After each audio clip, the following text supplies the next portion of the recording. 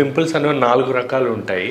Like నార్మల్గా black heads, white heads అంటాం. మనం ఇలా తీసేటప్పుడు బ్లాక్గా చిన్న ఆయిల్ గ్లాండ్స్లో ఉంటాయి, చిన్న మెత్తగా వస్తాయి, బ్లాక్ కానీ వైట్ హెడ్స్ కానీ. కొంతమందికి పస్ చీము కూడా వస్తూ ఉంటుంది, బంప్స్ కూడా ఉంటాయి. బంప్స్ అంటే రెడ్గా లావుగా ఉంటుంది అనమాట. బంప్స్ కూడా వచ్చే అవకాశం ఉంటుంది.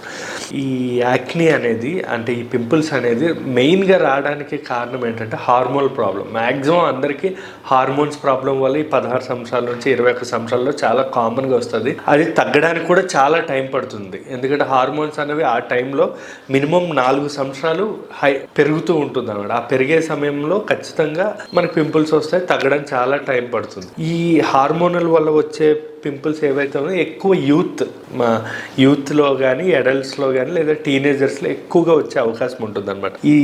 ఎందుకంటే ఆ సెబమ్ అనేది ఎక్కువ ప్రొడ్యూస్ అవ్వడం వల్ల ఇది వస్తుంది.